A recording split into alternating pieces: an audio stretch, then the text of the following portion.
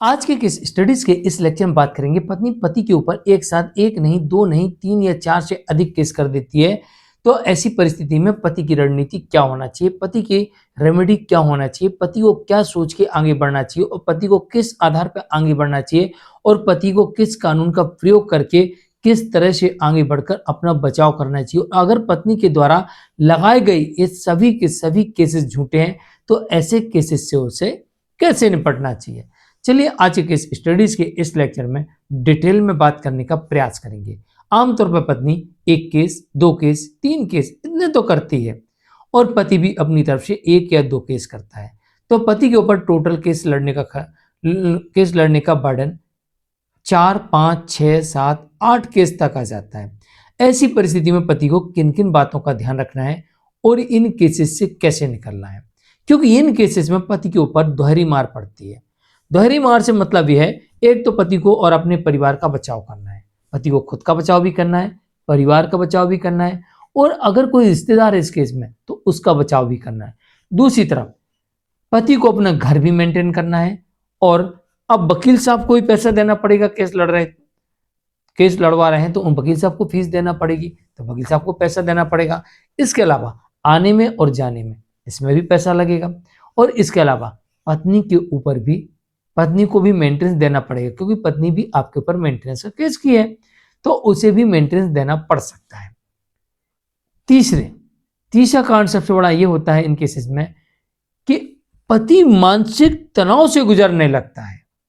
कई बार क्या होता है, एक साथ केस आ जाना, ऊपर से पैसा बहुत सारा खर्च होना, कमाई कम होना, काम डिस्टर्ब होना, बॉस का प्रेशर होना, नौकरी कभी भी जा सकती है, बिजनेस कभी बंद हो सकता है और अगर लोन लिया है तो लोन की ईएमआई भरने का टेंशन, नहीं भरा तो बैंक वाले अलग टॉर्चर कर रहे हैं। तो ये तीन बड़ी परिस्थितियां पति के ऊपर आती हैं। इसलिए मैंने कहा कि दो तरफा मार पति के ऊपर पड़ती है। एक तरफ अपना घर बचाना है, दूसरी तरफ आर्थिक और इन केसेस से गुजरना है और निकलना है। कैसे निकले, तो चलिए आज के इस स्टडीज के इस लेक्चर में आपको रेमेडी बताते हैं जिसमें आप बच सकते हैं। जय जिनेंद्र, मुकेश जैन। वीडियो को लाइक और शेयर कर दीजिए और इस तरह के जजमेंट्स पाने के लिए जिसमें लगभग आपको 200 जजमेंट्स मिलेंगे या अन्य किसी जानकारी के लिए दिए गए नंबर पर आप हमें संपर्क कर सकते हैं। पत्नी आमतौर पर 498A आईपीसी या बीएनएस 85 उत्पीड़न दहेज उत्पीड़न का मामला दर्ज करवाती है। साथ में दहेज प्रतिषेध अधिनियम 1961 के अंतर्गत धारा 3 और 4 का भी प्रयोग करती है आमतौर पर। इसके अलावा अन्य धाराएं बीएनएस की या आईपीसी की जो भी मामला था उसमें वो धाराएं होती हैं, तमाम आरोप होते हैं।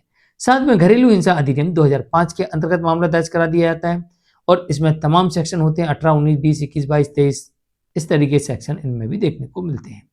इसके अलावा पत्नी एक और मेंटेनेंस का केस फाइल कर देती है जो पहले सीआरपीसी की धारा 125 हुआ करता था, जो वर्तमान में बीएनएसएस 144 हुआ करता है।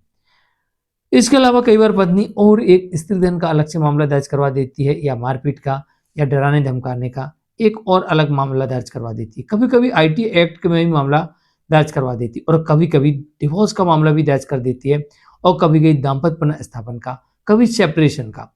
इस तरीके से पत्नी कई मामले दर्ज करवा सकती है पति और उसके परिवार वालों के विरुद्ध।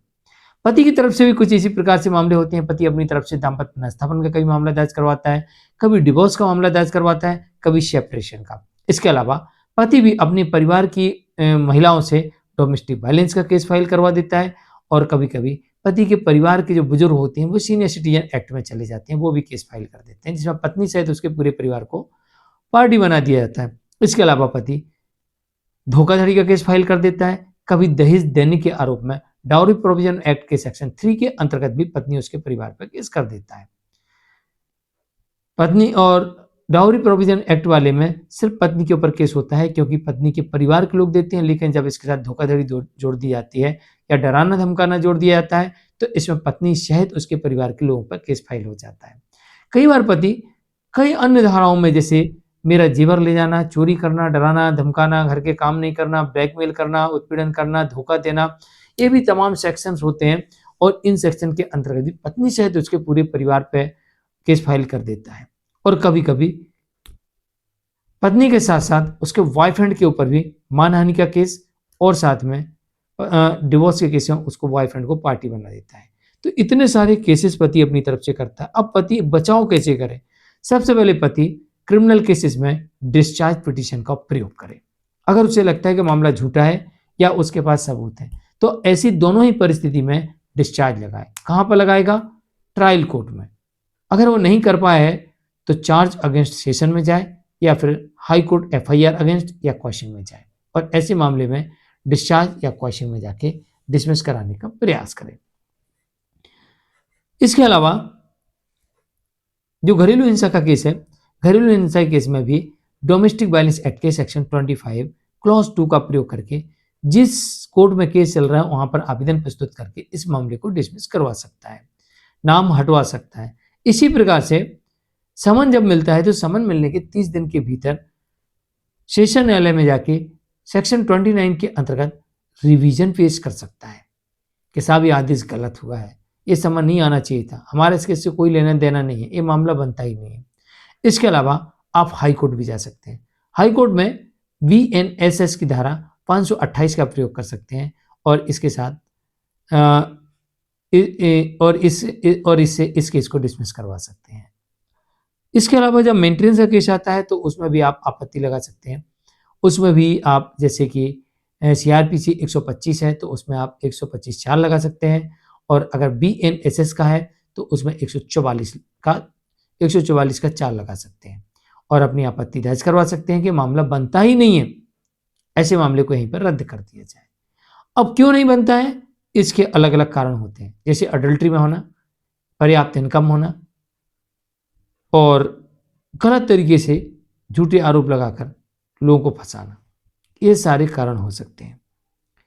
तो इस तरीके से आप अपना केस में बचाव कर सकते हैं और पति को इस बात का विशेष ध्यान रखना है कि केस के दौरान तनाव में नहीं जाना है, घर की आर्थिक स्थिति खराब नहीं करनी है और अपने परिवार को संभाल के रखना है और सभी केसेस पर बराबर फोकस रखना है और सभी केसेस में प्रयास करना है कि ज़्यादातर तारीख में पहुंचना है और किसी भी केस को डिले करने के बजाय उसे फास्ट करना। वैसे फास्ट करने के लिए मेंटेनेंस का केस सबसे पहले फास्ट करना चाहिए, उसका निर्णय बाकी केसेस में इफेक्ट करेगा और पति को क्लियर हो जाएगा कि मैं केस जीत रहा हूं या हार रहा हूं। इसलिए सबसे पहले मेंटेनेंस के केस पर डिसाइड करवाएं और मेंटेनेंस के बारे में सुप्रीम कोर्ट की भी गाइडलाइंस है और सुप्रीम कोर्ट ने कई जजमेंट दिया है, कहा है कि मेंटेनेंस के केस को कभी भी डिले नहीं करना चाहिए। तो इसका भी आपको बेनिफिट मिलेगा और आप फटाफट मेंटेनेंस के केस को डिसाइड करवा के और उसके जजमेंट से बाकी केसेस में अपने पक्ष में आदेश करवा सकते हैं। मैं हूं केस जैन। आज के लिए इतना ही। वीडियो को लाइक शेयर कर दीजिए। नमस्कार।